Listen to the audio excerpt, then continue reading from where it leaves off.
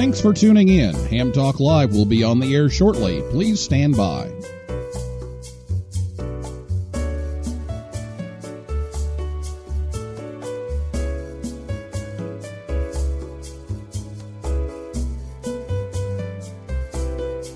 This episode of Ham Talk Live is brought to you by Tower Electronics. For connectors, cables, and more, call 920-435-2973 or visit pl-259.com. And by ICOM. Heard it, worked it, logged it. Visit www.icomamerica.com/amateur for more information about ICOM radios.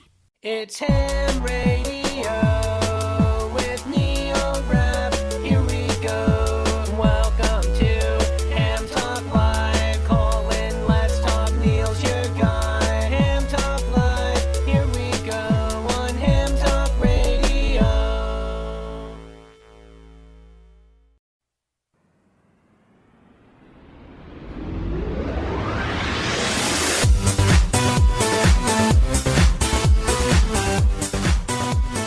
Good evening, everyone. It's time for Ham Talk Live, episode number 251.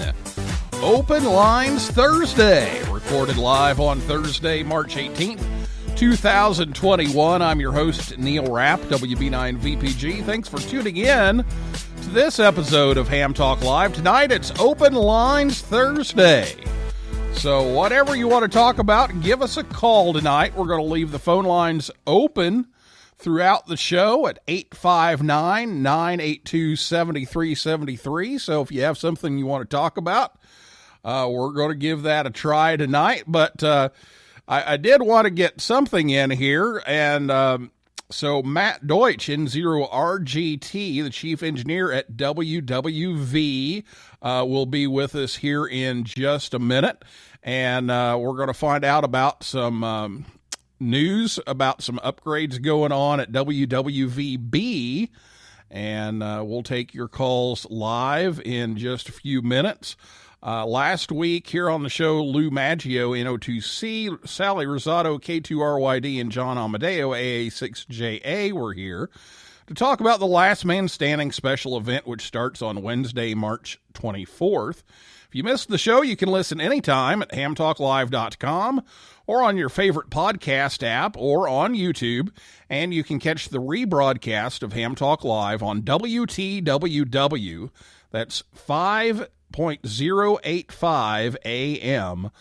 Saturday afternoons. About 3:30 p.m. Eastern Time is when it runs over there on WTWW, and thanks to them for rebroadcasting the show.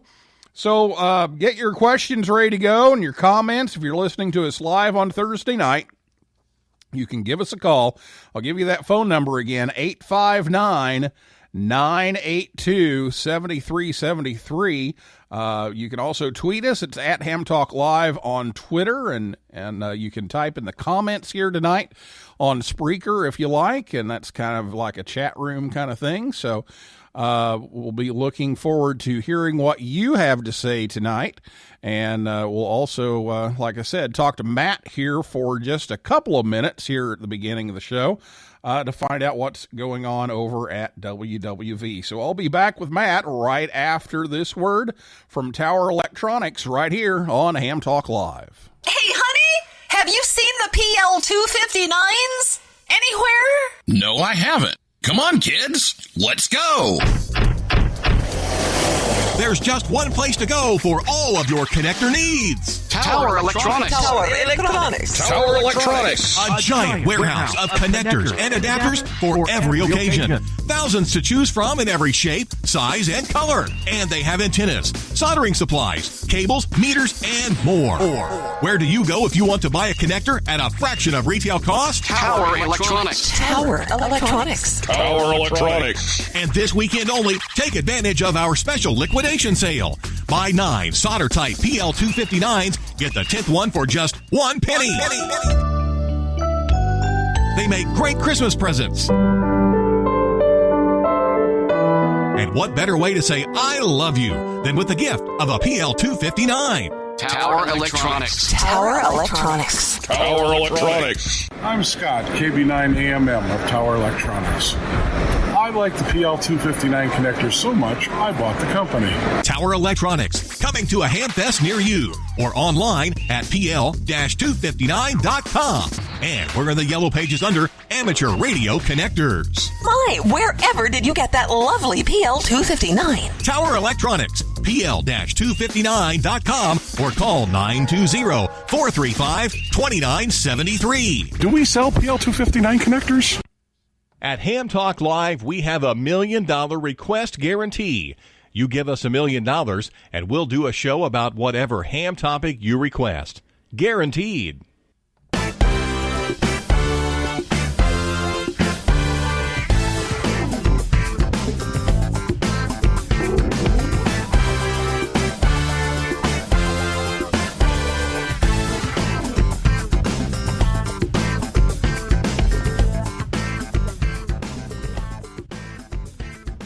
Welcome back to Ham Talk Live. We'd like to thank Scott and Jill at Tower Electronics for sponsoring the show tonight to help bring you Ham Talk Live. They're going to be at Fort Walton Beach, Florida, March 19th and 20th. That's this weekend. And then Fort Payne, Alabama, March 27th. And then coming up, Sandwich, Illinois, Newberry, Michigan, and Monroe, Michigan a little later on. But you can visit them anytime at pl-259.com. So welcome back to the show. Tonight, Matt Deutch, N0RGT, joins us on the Orlando Amateur Radio Club and Hamcation line.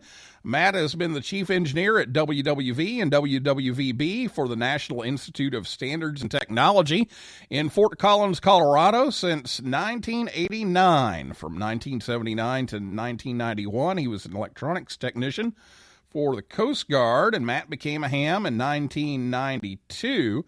So if you have a question about the changes here at WWV, give us a call right now at 859-982-7373, or you can tweet us at Ham Talk Live. I know we're changing that around a little bit. Normally we wait for the calls, but we're taking calls right now at 859-982-7373, or again, tweet us at Ham Talk Live. And if you're listening to us on WTWW or on the podcast edition, you won't be able to reach us because we're doing this on Thursday night. So, Matt, thanks for coming on the show here on short notice and telling us a little bit about some exciting stuff going on at work. Well, thank you, Neil. It's good to be back. Good evening. And, just to reiterate, this is an upgrade that's going on at WWVB, which is a 60 kilohertz station here on the WWV site. And, we're upgrading some of the equipment. It's going to be transparent to the users, but we are increasing our reliability. Well, I just finished recording this week's Amateur Radio Newsline, and there was a story there about, it may be down to one antenna, and the power might be reduced, and there might even be a few outages, and those would be noted on the website and all that kind of thing. So tell us what you're up to on this 60 kilohertz, right? Yes, 60 kilohertz station. This is it's a binary coded decimal. Actually, we have two modulation types on the carrier, but it's a 60 kilohertz carrier modulated by amplitude modulation and then a phase shift modulation also. And there are clocks available out there for both types of modulation. And the people are probably mostly familiar with the use of the signal with radio-controlled clocks hang on your wall and wristwatches and such that people have. My mother-in-law has a talking radio-controlled wristwatch, which is fairly new, I guess. But, there's no audio on this carrier. It's just all just a modulated carrier. And what we're doing is improving the reliability. We had some money granted to us to upgrade the what we call our matrix primarily. And what we have is 3 transmitters and 2 antennas and a dummy load. And what we can do is we have two transmitters on the air at any given moment, one going to our north antenna and one to our south. And then the third one can be put in the dummy load if we need to test or operate in a dummy load to figure out some problems. But right now we manually have to switch between, we can match transmitters to certain antennas, and that's all done through the matrix. We have to do it manually, and what we're doing is improving our reliability by doing a motorized matrix built by Kintronics that will be able to be controlled remotely, so we can, like I said, improve the station reliability in the sense that if there's a problem with a transmitter during a storm or such, and we just had a really bad 2-foot snow storm and windy conditions this past weekend, but what we'd be able to do is if there's a problem with the transmitter, we could switch transmitters on the air onto different antennas, and rather than having to come out here and do that manually. So that's a big improvement. So it's, especially if you're the one that has to go through 2 feet of snow to get there. That's correct. We did have a big storm, as I said, this last weekend, and we did have a power transfer problem, and one of the technicians and I had to come out. He had his four-wheel drive pickup, and we still got stuck in some big snow drifts, had to walk the rest of the way into the station. So if we can do that, switching around from the comfort of our homes, that'd be much improved. And there is another project coming up next month where we're actually going to replace the automatic transfer switch, the one that goes between commercial power and generator power. We are upgrading that also. So, not exciting stuff, but if you like reliability, it's exciting to us, and being able to avoid downtime, which we'd always like to do, is improve our uptime. Yeah. So through the rest of the month here, there may be a few quick outages and some signal drop and that kind of thing, and so if anybody is watching that, which if it were on some of the other bands, I would probably notice it, because I'm always using WWV to make sure receivers work. But if anybody's watching the 60 kilohertz signal and you see some variation in it, that's what's going on. And I know you'd mentioned that if it was a prolonged thing, that there would be a notation on the website for that. Yes, that's correct. We do have to work on one antenna system at a time. We are improving some of the tuning controls. Also, we're going from an AC motor to a DC motor in the helix houses, where the tuning goes on when the antenna ices up or when it's windy. We tune the antennas, large variometer inside the helix houses, and we're replacing the control equipment. And so, like I said, we have to work on one antenna at a time. So we'll be switching just to a single antenna for certain periods, back and forth, and then also some testing of the software and such that's going to be controlling a lot of this. So we will have some brief outages every now and then, but and I know there are people out there that do follow the signal, hams and other radio enthusiasts that use the signal for propagation or whatever, and you can go to our WWVB webpage, and there's a status of a grid, a chart that shows signal strength and how well the signal's being received in La Crosse, Wisconsin, and then in Gaithersburg in Maryland.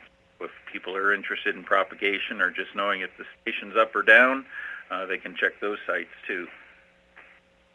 All right, very good. Well, I know you said the crew just took off, and you're about ready to go home, so I don't want to keep you much longer here tonight, Matt, but thanks for telling us about what's going on there, and you're expecting to have this all done at the end of the month, or is that going to go on into April? The deadline, I think, is April 2nd for the matrix matrix project, and then as soon as that's over, we're going to start the automatic transfer switch for the generator commercial power switching, and there may be a few brief interruptions also during that. But by the end of April, I'd say everything's been buttoned up, and everything will be looking better. Okay, and if you want to hear more about that generator, we talked about that on a previous episode, so you have to check that out if you're interested in the backup generator there that was just upgraded. What was that, 2 years ago? It seems like 2 or 3 years ago, yeah. Yeah, okay. Well, Matt, thanks so much for being here, and best of luck on the project. So I hope Murphy stays away, and we'll be talking to you again soon. Okay, thank you, Neil. I appreciate it. Thank you for having me on.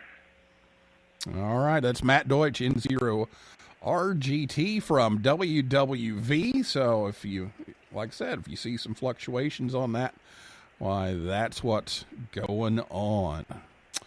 All right, well, we've got a lot of stuff to talk about tonight, but we need some phone calls. So we're going to take our break, and then we're going to come back, and we're going to take your calls and talk about a variety of things tonight. So we'll do that after this word from ICOM America right here on Ham Talk Live. The great outdoors is calling. Get outside and under the stars with one of ICOM's ultimate SDR transceivers. Stay connected while off the grid. The IC705 is the perfect transceiver for hams who enjoy both the great indoors and outdoors. It's the perfect QRP companion. This base station has features and functionality at the tip of your fingers in a portable package covering HF 6 meters, 2 meters, 70 centimeters, and just under 2 pounds. It has a 4.3-inch color touchscreen with live band scope and waterfall, 5 watts with a battery, 10 watts with a power supply. It runs AM, FM, CW sideband, full D-Star functions, and has integrated GPS, micro USB connector, Bluetooth, wireless LAN, and micro SD card slot, and the speaker mic comes standard. The perfect accessory for the IC705 is the optional backpack with a special compartment for your 705 and room for accessories. Visit the IC705 webpage to view those accessories and free software available for download. Or create your own band opening with the IC9700. This transceiver brings direct sampling to the UHF-VHF weak signal world. This all-mode transceiver is loaded with innovative features that are sure to keep you busy. With a 4.3-inch color touchscreen with real-time spectrum scope and waterfall, smooth satellite operation with 99 satellite channels, dual watch operation, and full duplex operation in satellite mode. Visually sees the VHF-UHF world with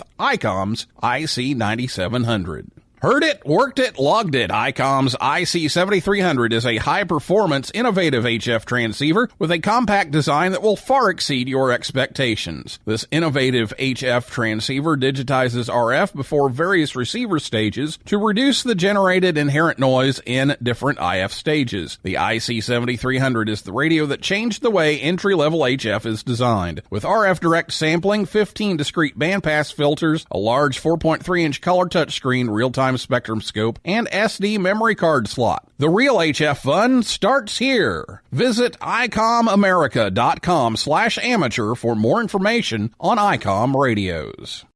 If you're a fan of Tim Allen's TV series Last Man Standing, you'll have a final chance to contact the show's amateur radio club station before it goes QRT. This is KA0XTT73. The week-long KA6 LMS radio special event starts on March 24th at 0000 UTC and runs through 2359 UTC on March 30th. This will be an all-mode, all-band event. KA6 LMS QSL cards will be available for stations who contact the stage directly or through relay stations. Special event certificates, including clean sweep endorsements, will be available via download. For more information, go to www.gsbarc.org/LMS. Join the conversation. Give us a call at 859-982-7373. Again, the number to call is 859-982-7373. Or, if you'd rather type than talk, tweet us at Ham Talk Live. Now, here's Neil Rapp with more Ham Talk Live. You get a 5-9. You get a 5-9. Everybody gets a 5-9. You're listening to Ham Talk Live with Neil Rapp.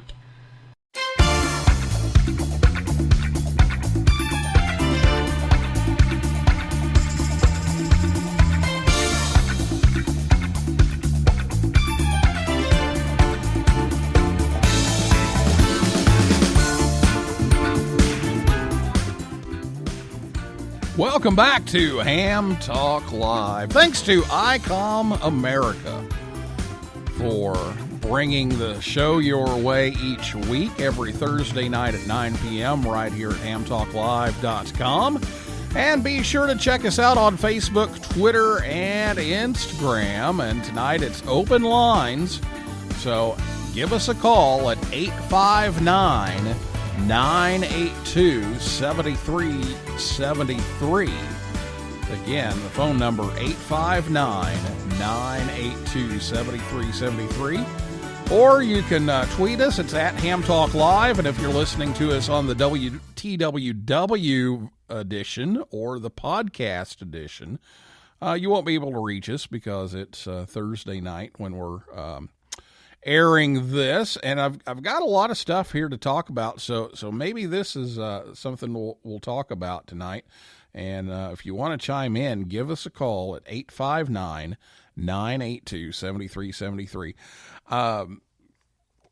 There's a lot of people buying houses right now, and I may be one of those. We're getting close to possibly closing a deal on one, and yes, there's an HOA, and so at some point, probably going to have to draw up a proposal and see, what I can do. So, if you want to talk about HOAs and the antenna restrictions and how to approach an HOA and that kind of thing, maybe that's something you'd like to talk about tonight. So call in at 859-982-7373. And we've got some other stuff we're going to talk about. But first, I know everybody's been waiting with great anticipation for the joke of the week, so here it is, the N9 GSU joke of the week. Now it's time for the Ham Talk Live Ham Radio Joke of the Week, a part of the show where Rick tells us a ham radio joke. The Ham Talk Live Ham Radio Joke of the Week is brought to you by QRM Labs. Now, here's Rick Garrett, N9 GSU, with today's Ham Talk Live Joke of the Week.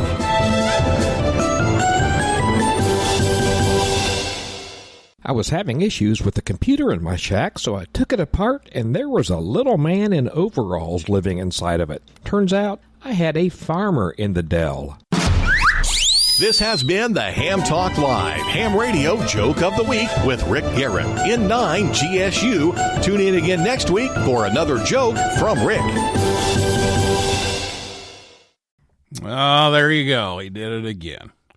859-982-7373 is the phone number if you're not watching the basketball games.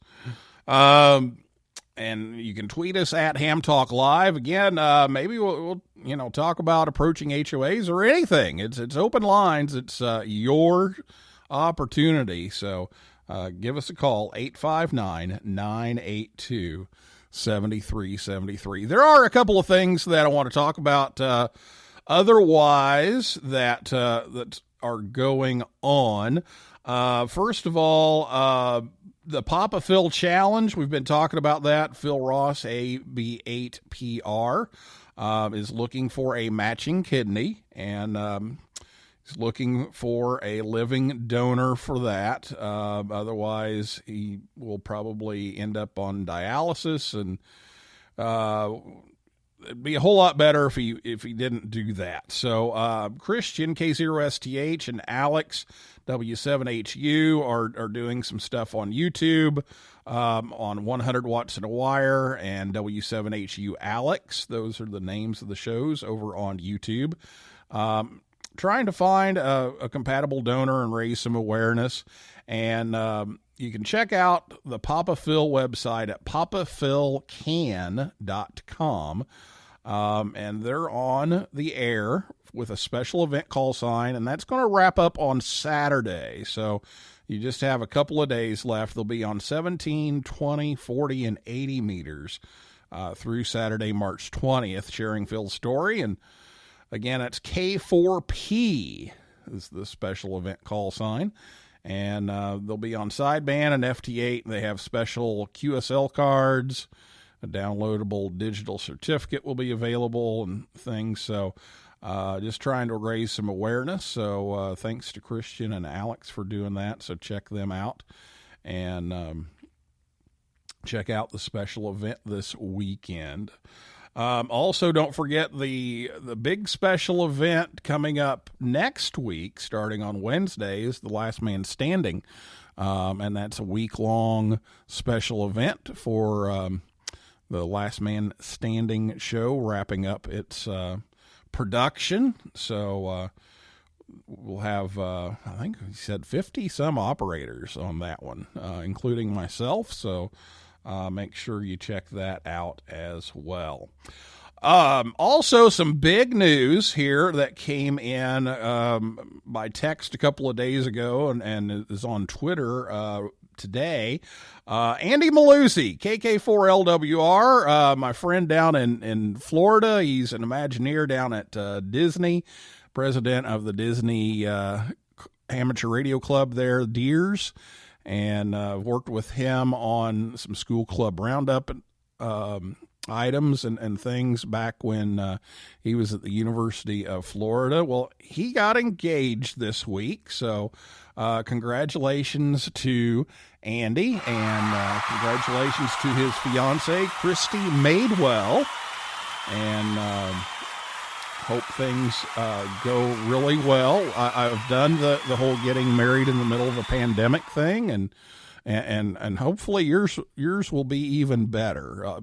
We lucked out with the timing on ours, that we were able to have a fairly large ceremony. It wasn't as big as we wanted, but we were able to do that, but it was just in the right time. But you all will have a much better shot. So congratulations, and hope it all goes well. And I know Andy's looking forward to a new house soon. So Andy and Christy will have that. So congratulations all the way around. And Andy's also going to be on the camp staff for Youth on the Air this summer, assuming that goes ahead. So thanks for doing that, Andy, and wish you many, many happy years together. Speaking of Yoda Youth on the Air, the registrations for camp are going to close on Sunday at 2359 Zulu. So go to youthontheair.org and click on the camps page there, and there's a Google form to fill out to apply for one of the remaining spots for Yoda Camp. Now, we've got just about everybody coming back that had signed up from last year. We did have one that had a schedule conflict, and so we are losing one, we believe. We need to hear from a couple more. But then we had, I think, 3 open spots. So we're probably looking at around 5 open spots, and we've already had several applications for those. But the deadline is Sunday at 23:59. So if you know a young ham between the ages of 15 and 25 that would be interested in this week of camp, it's at the Voice of America Museum in Westchester, Ohio. And it cost is getting to Cincinnati and back and $100. And we can even work out a scholarship, or some clubs are even sponsoring campers with the $100 entry fee. And that's just to kind of make sure that, people show up.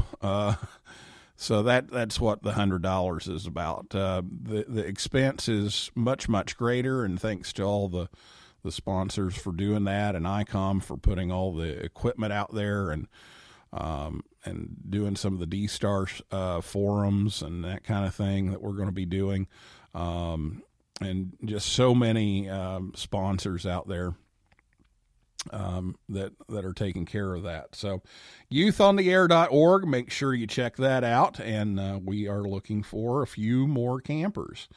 We're especially looking for some in other countries, because this is a North, Central, and South America event. We know that, with the pandemic going on, borders and air travel are kind of iffy at this point. So we may, end up with more North America than anything this year, but it is for Central and Southern America too. So we'd love to have some people come. All right. Well, again, if you want to chime in on any of these things or ask any questions about anything, give us a call at 859-982-7373, and we can talk about this. I mentioned the HOA thing. We have put in an offer on a house, and so we're looking at moving here in the next few months. And like I said, there is an HOA. Now, this HOA, which, we've been looking for a year and a half for land to build on without any restrictions on it, so I can, put up a tower and do everything right. But it's just not out there. Trying to get a piece of flat land in that area without any restrictions is near impossible. And so we finally decided, well, we'll try the house for a couple of years and keep looking for land. And eventually that's the plan, is to find a piece of land without any antenna restrictions and put up a tower, and put up a beam and some stuff. And really looking forward to that. But we need some place in the meantime. So we went with this, and I was reading the HOA agreement, and, knowing that, I'm probably not going to be able to put up a whole lot. It was kind of interesting. This particular one automatically allowed television antennas. And this is something that I haven't seen. A lot of places, the only thing they allow is a satellite dish, and that's because there's a federal regulation that says you have to allow satellite dishes. Or the pizza dishes, as we call them. They're the small little, 18-inch dishes. They allow those, but they got to be out of sight. You can't see them. They got to be attached to the house and all this kind of thing. But this one says that if you can't get a signal, you can put it in the front yard, or you can have it visible if you can't get a quality signal. And I thought, wow, that's better than a lot of restrictions. And then I kept reading, and it says television antennas are automatically allowed as well, that you can put them, behind the house, out of sight. You got to stay under, I think, 12 feet above the roof line.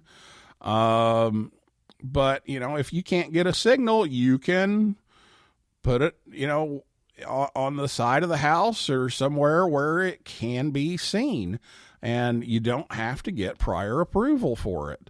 Anything else, there's an approval process. But there's so many of them out there that just outright say no, to everything. And so, obviously that doesn't cover amateur radio antennas.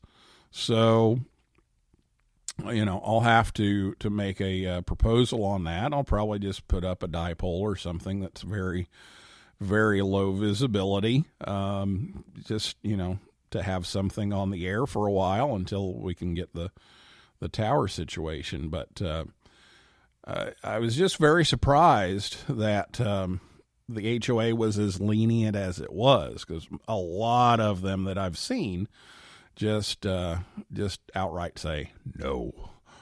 And that's a big problem for us hams. So, if you have a comment on that, give us a call, 859-982-7373, or tweet us at Ham Talk Live. I kind of been thinking a lot about, and as if I need another project to take on, but about, ways to promote ham radio within HOAs and make them more aware of, the benefits of having antennas and trying to, relax the rules a little bit, at least allow something rather than just absolutely nothing. So if you have any ideas on that, give us a call, 859-982-7373. So that's kind of what's going on. Life has been really busy. In fact, if you notice, the format's a lot different tonight. That's because I have not had a chance to put anything together until this afternoon. So it's been a very busy time. And if this deal goes through with the house and the move and all that stuff coming up here in the next few months, why, we may take some weeks off here to facilitate the move and everything. So we'll see how that goes. But we'll worry about that when it gets here, I guess. Next week, Jerry Buxton, N0JY, was scheduled to be on the show. It's his birthday next week, so happy birthday, Jerry, by the way. And he found out that they're going to be doing some celebrating. So we've put that off until April 1st, so we've rescheduled him to be here April 1st, but he'll be here to talk about some of the engineering stuff going on with AMSAT. Some of the satellites have quit working or not working, and what's ahead and what's going to get launched, and where are things going. So he's going to talk about some of that from an engineering standpoint and what we can learn from these launches that didn't go so well, that didn't, fully give us everything that we were looking for, but it's a learning opportunity. And so we're going to talk about that. So that's coming up in 2 weeks, April 1st. Jerry Buxton, the director of engineering for AMSAT, will be here to talk about building satellites some more. Okay, well, that's kind of what's going on. I got my first COVID shot today, so glad that I got that out of the way, and looking forward to a time when things are much more relaxed on the COVID front. I know there's a lot of opinions on that. Not going to get into all that, but I think we can all agree that we're looking for better days ahead. So that's what I'm looking for here. And again, we're hoping that we can go ahead with the Yoda camp. Right now, it's looking like we're going to be able to pull that off in July. So hopefully that will happen. I know Huntsville's going full forward for August. So hope to see some people in Huntsville, and hopefully there are better days ahead. Okay, well, let's check the tweets here and see if we have anything. I think I've talked it out here, so looks like we're going to wrap things up here, but want to thank Matt for calling in and talking a little bit about what's going on over at WWV, and get a little more detail on just exactly what that entailed and we'll look forward to some more things from WWV. Sure glad that, that didn't get cut. That was on the chopping block here a year or two ago, and that was not pretty. So glad that things are still going, and they're even making some improvements to that facility. So that's a good thing. All right, well, I guess we're going to finish it up tonight. That's going to be a wrap for this week's edition of Ham Talk Live. Thanks to everybody out there for listening, and invite you back next Thursday night at 9 p.m. Eastern Time. And for a list of our upcoming guests, visit hamtalklive.com. And if you like the show, please leave a review over on Apple Podcasts, so other people can find us faster. So for now, this is Neil Rapp, WB9VPG, saying 7375, and may the good DX be yours.